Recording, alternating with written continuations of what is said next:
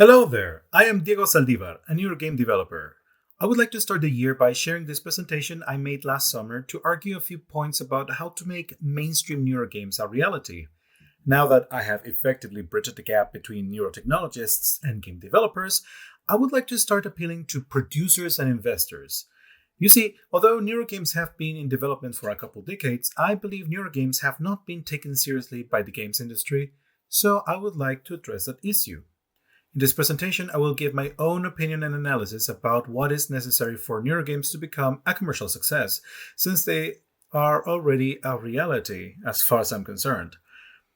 In this presentation, I have a lot of sources cited. There will be numbers on the top right corner to help you find the citations in the description. To begin with, let's frame our discussion by defining the main topic, neurogames. The term neurogame has been used and abused for a couple decades now. While various meanings and intentions have been used in this century, I would like to reiterate my own working definition. That is to say, what I myself mean when talking about neurogames. Mainly, neurogames are video games which interface directly with the nervous system as part of their game mechanics. The main star of the nervous system is, of course, the brain, but there are interfaces which also collect data from neuromotor stimuli to keep track of jaw opening, eye blinking, and finger movements. It is not absolutely necessary to track the motor cortex in the brain if you can catch the nervous impulses down in the spine or even further down near the extremities themselves. The point is to differentiate from mind games and brain teasers. Neurogames have also been called BCI games in science. I mean, yes, we use our hands to play, but what if we could also actively use our feelings and inner states of mind as well? Thus, my insistence on calling them neurogames. Anyway, if you ask any gamer, they will at least be intrigued by the possibility and the novelty of neurogames. But we cannot passively hope that the gaming community will actively seek our neurogames. We as developers must do our part too. We must provide the offer to the demand, a demand that seems invisible because there is no proper offer for it. To reduce barriers of entry, I posit that three conditions must be met at minimum. Neurogames must be easy on the eyes, easy on the pocket, and easy on the devs. Now, before I move forward, I would like to reiterate that this is my opinion, my pleonastically personal opinion. Some of it may sound harsh here and there, but I don't mean to disrespect the people behind these projects. Rather, I want to compare and contrast in order to elucidate some light towards the path of commercially available neurogames. There are many hurdles and pitfalls on this path, and pointing them out doesn't mean those who fail are lesser than others. Much to the contrary, in fact. They are the very giants upon whose shoulders I am now standing, and I owe them my utmost gratitude and admiration for their efforts. That being said, how can we do better? First, let's get the easiest part out of the way. It is the easiest part because this has already been done. What is the easiest part, you ask? Well, it is the aesthetics. Medical-grade electroencephalographic devices, known as EEG devices, have a lot of wet electrodes which must be carefully placed and calibrated on a mesh for researchers to get accurate data. Most EEG devices require the user to stand perfectly still, which is uncomfortable in the long term. Commercial-grade EEG devices most of the time also pick up a lot of noise from head movements, but at least they try to be more comfortable, easier to wear, and faster to set up. In the end, gamers may be more forgiving of a sexy-looking device like the EMOTIV MN8 that we can see to the right than, well, a bunch of cables that take forever to set. And while neuroscientists tend to raise the number of electrodes used on a study subject, certain companies have done the complete opposite, trying to infer as much data as possible from fewer electrodes. Pictured on the right is the EMOTIV MN8 earphones, which have one electrode each. They are much more comfortable to wear, or so I hear. Remember, our target audience is not a bunch of science journals. It is everyday people with busy lives and impatient hearts. We must make the proposition attractive to the common gamer, even though many say that they like the cable-laden cyberpunkish aesthetic. The truth is that the higher-end EEG devices require much more maintenance technical know-how, and they are very delicate. Medical-grade devices may be easier to romanticize, but commercial-grade devices are easier to sell. I mean, who looks readier to play here? Is it the researcher on the left wearing an OpenBCI setup? Or the model on the right donning a Neurosity crown? Remember, we make games, digital toys to entertain people. We don't require as much data, as much precision, and as much scientific validation to make a game fun. We use noise all the time to create engaging experiences. We use Perling noise to create clouds and oceans. We generate Gaussian noise for textures and maps. We even use random noise to decide the fate of decisive battles. So what if we get noisy brainwaves? Can we not integrate them into our game mechanics all the same? I know I have. Now, you might be wondering, how much do these devices cost? Most of them cost more than $1,000, some way more than that. But some are actually affordable. Those last ones are the kinds of devices I want to focus on for the first wave of commercial neurogames. You see, yes, there are fantastic devices created only just for gaming, or at least for gaming adjacent devices. Meet the Galea by OpenBCI, integrated to a Vario VR headset. It's gorgeous, isn't it? And just look at all their capabilities. It streams directly to Unity not only electroencephalographic data, but also muscular data from the face, level of sweatiness, heart rate, eye tracking, and blinking. All for the very low price of $25,000 United States dollars, plus shipping and taxes. Oh, and the training for how to use it is an extra $1,000 for a 2-hour-long video conference session. Or you can upgrade it for $34,000 US dollars, plus all other costs described. It is your choice, really. Or, hear me out, try a more lightweight solution, like the Muse 2 by Interaxon. Granted, it has fewer capabilities, just for electrodes and heart rate monitoring, but, it costs only a fraction of the Galea price. Shipping and taxes won't reach about $300 US dollars, and there's usually discounts during the year, unless you want to also apply my own discount. Just type Neurogame Dev all together in caps. Now, this endorsement makes this video technically sponsored, but if there's anyone out there with a cheaper BCI and a game engine SDK, feel free to contact me. I'm always on the lookout for cheaper and easier. So in comparison, this Muse headset costs as much as a mid-range cell phone. It is a less risky investment for the run-of-the-mill consumer who would rather buy a car with $25,000 than a gaming headset. The target audience for the Galea are usually researchers with too much grant money burning a hole in their pants. Our target audience as game developers, impulsive as they might be, are still quite judicious about purchasing a new gaming platform. They understand it usually as a midterm investment. They know that they will have to buy a new one a few years down the line, but even the cheapest, sexiest device on the market will get no money if there are no games to play with. This has happened before, and I think game devs have avoided developing neurogames not so much because they are not interested, but because they have found it impossible to do so. Not to mention unprofitable because of the vicious cycle that stems from having a limited neurogamer market because there is a limited neurogaming offer. There might be also a technical reason though.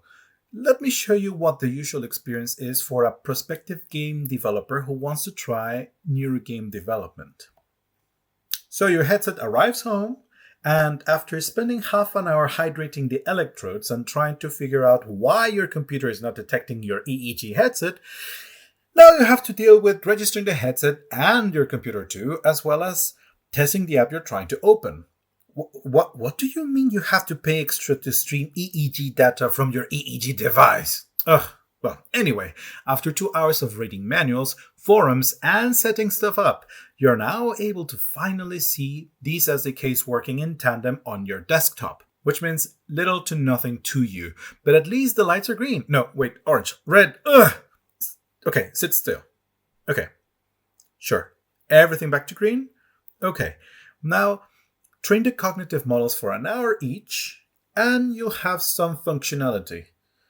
Maybe tomorrow, because for now your head already hurts from the pressure of the headset, if not the setup itself.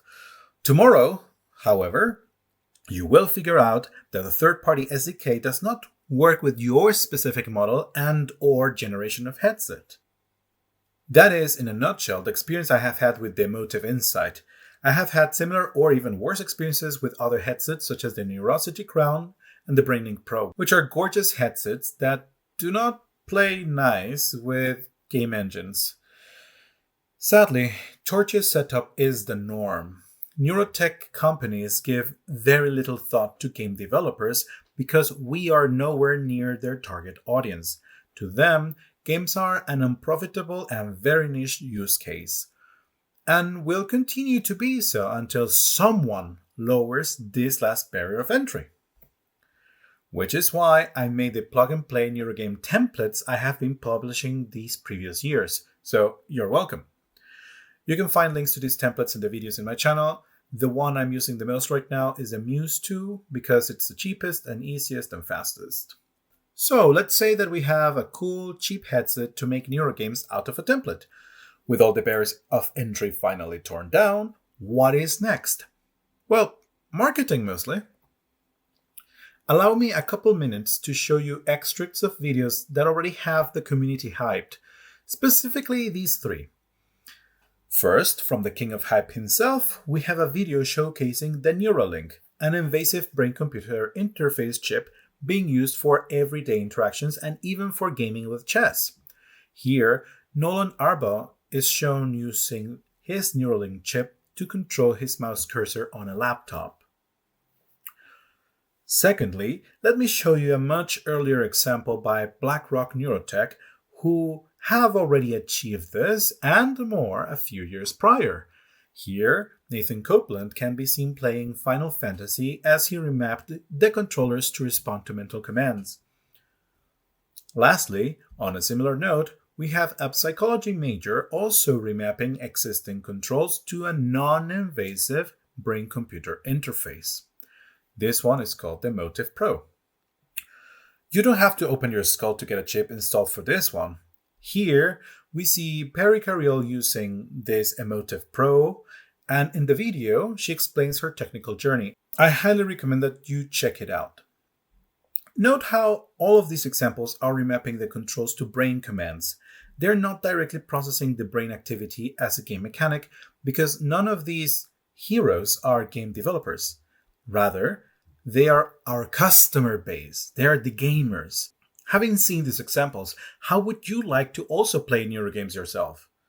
Well, it's not like you can buy them on Steam or Amazon.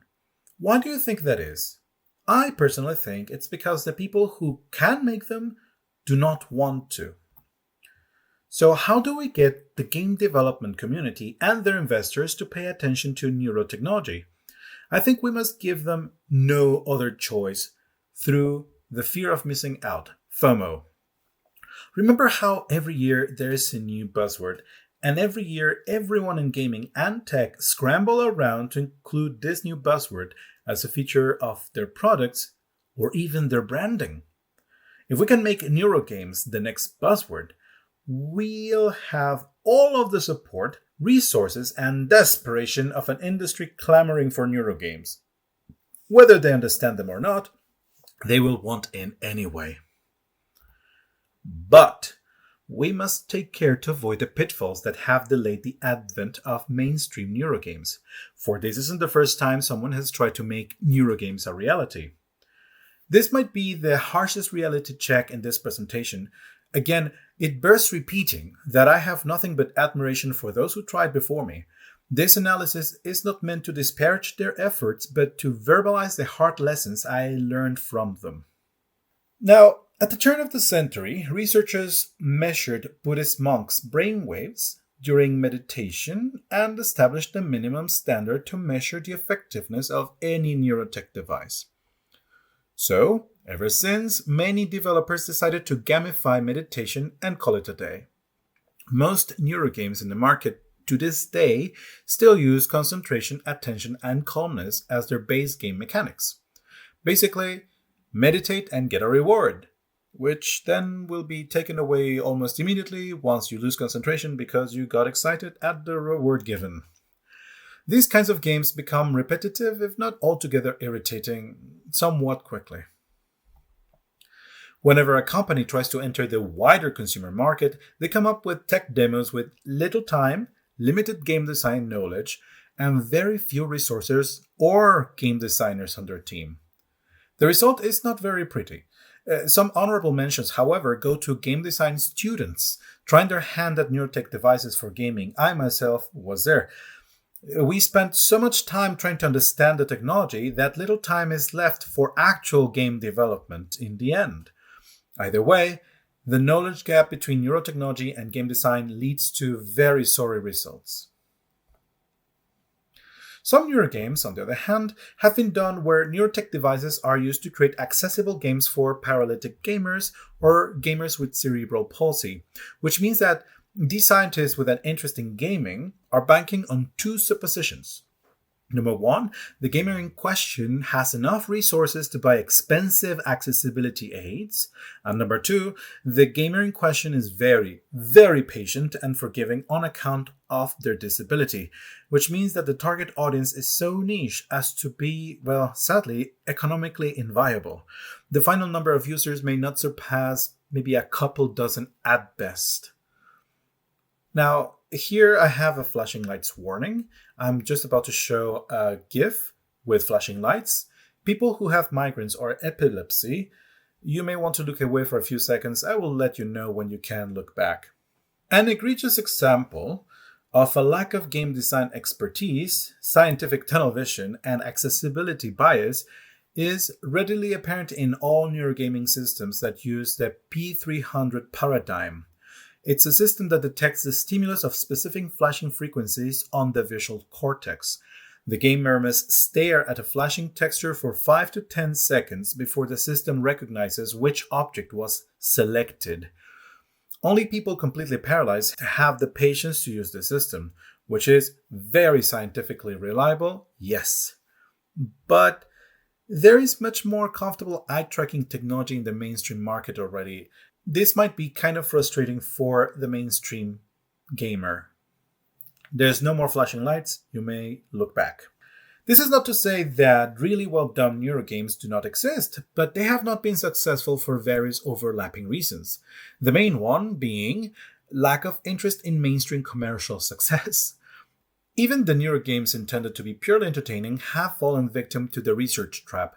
The example shown here, Throw Trucks With Your Mind, although admittedly very fun, was a commercial flop because it relied on medical research funds, which made its development quite inflexible since it needed to have a reproducible set of elements and parameters in advance that would ultimately allow the funding organization to publish papers. They were not able to shift gears when the brain-computer interface they were using went out of business.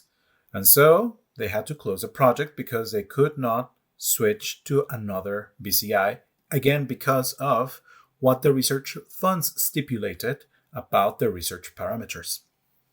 Knowing these self-imposed limitations from the scientific community, there have been dreamers who have tried, and are still trying to this day, to fly before they can crawl. I call them grandiose dreamers, dreamers who dream of making the Matrix a reality. Today, to be fully immersed and to completely discard the controller, the screen, and even all physical senses, these dreamers often have no game development knowledge and come from a purely scientific background, with aspirations forged by the sci-fi films they consume. In my opinion, these dreams often fail because they allow no middle ground or room for growth. On the other side of the exact same coin, there are the judicious dreamers. They often come from the same scientific background, but they take a more exploratory approach to neurogaming, gamifying as much as they can what they have learned in the lab, which is mostly how to help paralyzed people since their main working tool is the brain. They also often start with the goal of completely replacing the controller, since that is what they do in the lab. Some of them take already made games and hack a few macros that respond to commands that come from an external API connected to their brain-computer interface of choice. These hacks are impossible to sell, not just because of intellectual property legalities, but also because the setup is a nightmare that very few mainstream gamers are willing to suffer through. In my opinion, the failure of the neurogaming market to take off might be due to ineffective business models, with design philosophies aimed at grants, research, and dreams, rather than the key performance indicators that keep the gaming industry afloat, like number of sales, revenue per quarter, transformation rates, number of players retained per month, etc. Also, the design pipeline of most of the games is either lacking a neurology specialist or a game design specialist. Otherwise, those Neurogames that have all the proper design elements to succeed, as we can see in the NeuroSky store right here, well, they lack a producer or experienced marketing manager to peddle the product to the right target audience on the right platforms. Think for a second, have you ever seen a Neurogame showcased at a gaming conference? If you have, did it take off? I posit that the way to make Neurogames a success requires not only mainstream accessibility, easy on the user, easy on the pocket, and easy on the dev, but also a proper game development environment with a complete development pipeline. That includes proper marketing, publishing, and hopefully some virality. Now, I would like to know your opinion. What other pitfalls do you think we should look out for? What strategies are also necessary to ensure Neurogames are a commercial success? And with that, I thank you very much, and I hope your new year is fruitful and better than the last. Goodbye!